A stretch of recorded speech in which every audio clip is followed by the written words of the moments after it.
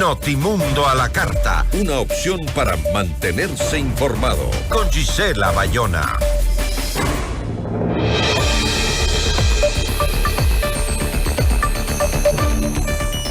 El presidente Daniel Noboa expidió el decreto ejecutivo 351 en el que se establece un toque de queda focalizado en 20 localidades de 4 provincias del país. 19 de ellas son cantones y una es una parroquia rural de Guayaquil. Nuestra entrevista de hoy en Notimundo a la carta. Está con nosotros Diego Pérez, experto en seguridad y defensa y también docente de IAEN. ¿Cómo está? Muy buenas tardes, gracias por acompañarnos. Buenas tardes, Giselle, mucho gusto. Doctor, ¿cree usted que son realmente efectivas estas medidas o simplemente logran atenuar los hechos delictivos o de violencia de manera temporal mientras duran las restricciones? Bueno, me parece que una de las constataciones que tenemos a lo largo de este año es que este tipo de declaratorias de estado de excepción finalmente lo que provocan es generar presión por un costado, pero por el otro lado se desborda. Distraen recursos, debilitan las capacidades de respuesta y en definitiva estas no constituyen vías de resolución contundente, vías de resolución definitiva para la problemática, ¿no? Permiten sí ejercer presión y me parece que provocan una serie de resultados que son favorables e interesantes, pero por un lapso muy corto y en una ubicación muy específica, ¿no? Porque hay que pensar en esto en el contexto más sistémico de cómo las fuerzas de seguridad del Estado, policía, fuerzas armadas, están sumamente expandidas, están sumamente ocupadas con una serie de misiones adicionales y esto implica que declarar un estado de excepción en una localidad determinada o en 27, como es este caso, implica que las capacidades se trasladan hacia estos lados, pero quedarían otros sitios desguarnecidos, ¿no? Ahora, esta disposición específica del toque de queda que rige para Camilo Ponce Enríquez, Cenazuay, Babahoyo, Buenafé, Quevedo, Pueblo Viejo, Vinces, Valencia, Ventanas, Mocache, Urdaneta, Baba, Palenque, Quinsaloma y Montalvo en los Ríos. En Orellana se dispuso la medida en La Joya de los Hachas, Puerto Francisco de Orellana y Loreto, mientras que en Guayas está Durán, Balao y además Tenguel, que es parroquia rural del Cantón Guayaquil. Esta hiperfocalización que no rige para todo el Cantón Guayaquil, me refiero solamente para esta parroquia rural, que busca atacar estos puntos calientes, digamos, donde opera la delincuencia. Me imagino que es evitando que se afecte la dinámica de todo el Cantón Guayaquil y la economía de toda la zona, ¿no? Pero hacerlo tan específicamente, yo le puse hiperfocalizado, ¿es más beneficioso? ¿Ayuda para que esa economía no se vea tan afectada? Porque los toques de queda definitivamente, en cierta forma, perjudican. Por otro, si bien ayudan a mejorar la situación de delincuencia y de inseguridad, pues al comercio y a la economía les llegan a afectar. Bueno, sí, yo creo que esta hiperfocalización, digo, hay que ver cuál es el sentido de ella, ¿no? ¿Por qué ese sitio? Y creo que hay que partir de presumir que existe información de inteligencia que lleva a decir, bueno, es en este sitio donde requerimos una atención así de específica, una intervención así de particular por parte de las instituciones de seguridad del Estado. Luego, sí, efectivamente, me parece que existen dos consecuencias de este tipo de declaratorias, ¿no? La una que es lo económico, como usted lo menciona, donde hay una pérdida de tranquilidad y con ello viene un una retracción de las posibilidades de la gente de desarrollar tranquilamente, normalmente sus actividades económicas, o de la voluntad de la gente de hacer cualquier tipo de actividad que implica estar fuera de casa.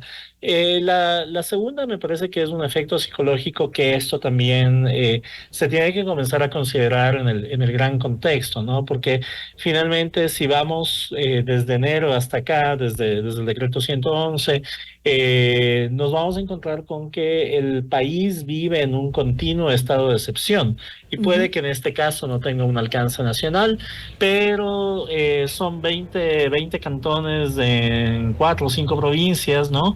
Eh, y esto implica la sensación de que las cosas negativas siguen pasando, de que el país sigue estando amenazado, y de que en ese contexto de amenaza permanente, los márgenes de acción o de respuesta parecería que tienden a ser pocos y limitados, ¿no? Entonces hay un efecto psicológico que me parece que tiene que ser atendido y considerado también en estos sentidos, ¿no?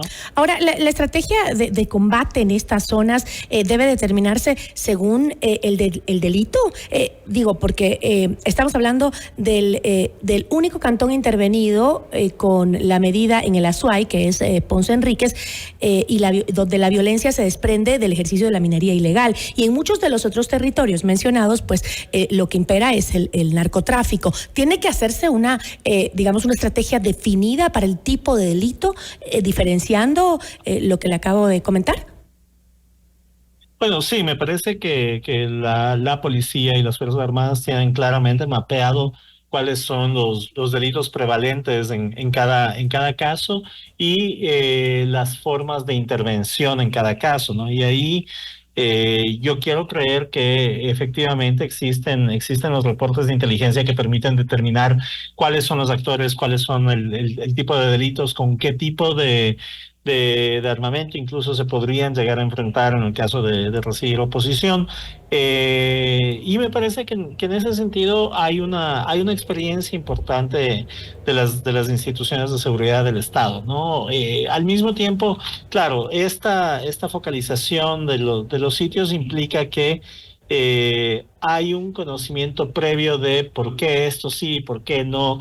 Los cantones vecinos en muchos de estos casos, las parroquias vecinas en muchos de los casos, ¿no? Pero insisto, creo que hay información de inteligencia que manejan los tomadores de decisiones. Esto les permite enfocarse en aquellos lugares, y de ahí la respuesta pues la van armando las instituciones en función de qué es lo que hay, ¿no? Efectivamente, el decreto detalla que la focalización de esta limitación de las libertades de tránsito se realiza a partir de un informe de la Policía Nacional que justamente determinó altos índices de violencia por provincia, cantones y parroquias.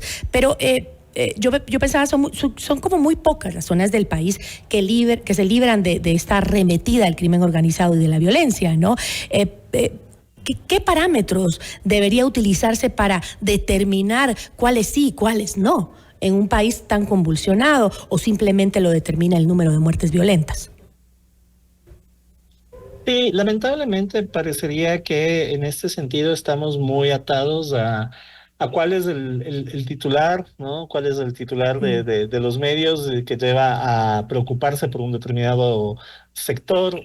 Parecería que estamos además muy atados a la necesidad de provocar ciertas acciones de efecto, ¿no? Hay que recordar que un mes y medio atrás se trasladó el comando de operaciones a Manabí, justamente como consecuencia de una arremetida de la violencia. Y vuelvo a lo que yo decía inicialmente.